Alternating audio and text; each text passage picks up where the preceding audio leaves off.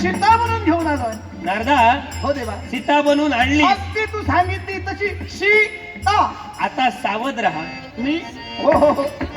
मग या सीताबाईचं, या सात्विक धार्मिक परोपकारी स्त्रीचं मुखकमल आम्हाला पाहायचंय. मी सीता. अगदी सीता, वनवासी सीता.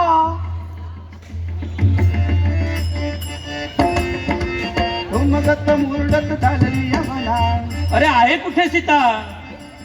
अहो. अरे दादा. देवा.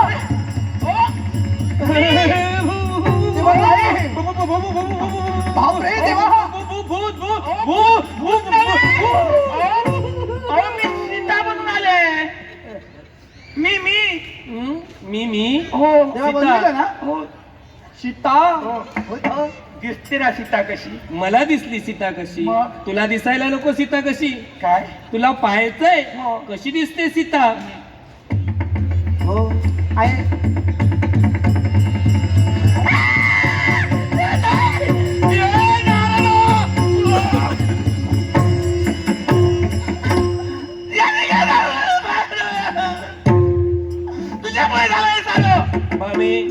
शांत हो. श्रीमंतीच्या गर्भापोटी रुक्मिणी सारख्या सात्विक धार्मिक परोपकारी स्त्रीच्या चारित्र्याला तू गालबोट लाविलस. नव्हे तर नाना शब्दानं तिचं ताडण केलं. तुला पाहायची सीता कशी असते नारदा. असाच रुक्मिणीच्या सदरी जा आणि सांग सीता बनून ये. नारायण. फक्त आमचा येतोय 7व्या अवतारातील. याला म्हणतात सीता.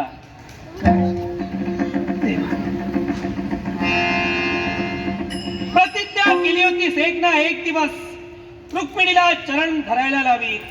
प्रतिज्ञा पूर्ण झाली, पण रुक्मिणीचे चरण तुला धरावे लागले. देवी क्षमा असावी मला. कळत न कळत अभद्र शब्द माझ्या मुखातून बाहेर पडले. देवा चुकलं माझं. पश्चातापेन शिकता स्नानगृहात जा. स्नान सध्या आटपा. आम्ही तुम्हाला आपलंस करू. नारदा, भक्त आपला येतोय. नक्कीच त्याला बोलवा.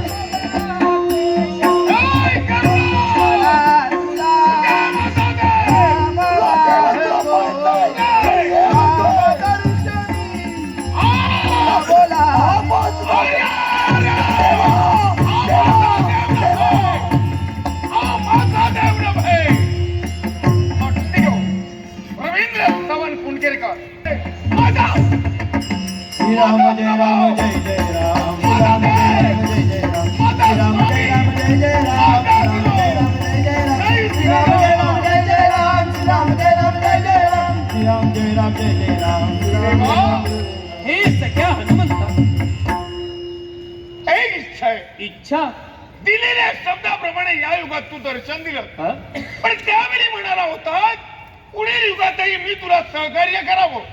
मग या युगात मी तुला काय सहकार्य करू? एकच इच्छा तुझी पूर्ण झाली, पण वेळ समीप आली ती सहकार्याची.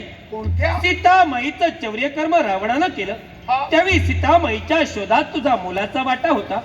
आज कालांतरानं ज्या पंच पांडवांना आम्ही स्वतःच्या गळ्यातील ताईत मानिली, कौरव आणि पांडव यांचं महाद्वंद्व होईल. कौरव पक्षातून अनेक महाबलाढ्य योद्धे पितामह भीष्म, गुरु द्रोणाचार्य, कृपाचार्य, अश्वत्थामा, अंगराज, कर्ण महाबलाढ्य वीर असतील. आणि केवळ या पांडव कटकातून पार्थाचं सारथ्य कर्म मी करणार आहे. मग पण महत्वाची भूमिका तुला बजावावी लागेल. कोणती? एकच.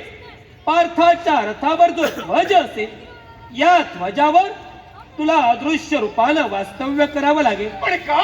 येणारा प्रत्येक वार, येणारा प्रत्येक बाण सख्या हनुमंता तुला तुझ्या छाताडावर झेलावा लागेल. आज्ञा मान्य. आणि केवळ माझ्या इच्छेसाठी माझ्या परमप्रिय पार्थाचं संरक्षण तुला करावं लागेल. देवा, पण या क्षणाला या तुझ्या दोन भक्ताची भेट झाली, ही आठवण जगात कायम राहावी असं काहीतरी. कलियुगाच्या ठिकाणी पुंडलिकाच्या शब्दासाठी पुंडलिकानं फेकलेल्या विठेवर हा देव कटेवर हात ठेवून युगे 28 उभा राहणार आहे.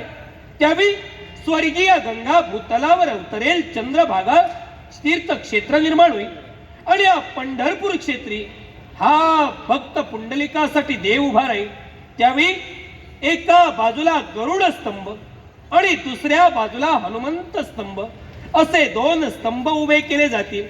जो कोणी भाविक भक्तगण चंद्रभागेत स्नान करेल, पुंडलिकाचं दर्शन घेईल, गरुड स्तंभ आणि हनुमंत स्तंभ यांना आलिंगन देऊन जो या देवाचं, पांडुरंगाचं आणि रुक्मिणीचं दर्शन घेईल, त्यांची भक्ती या विश्वाच्या ठिकाणी देवाच्या देवा एवढा देवाच्या आशीर्वाद असू दे. श्वास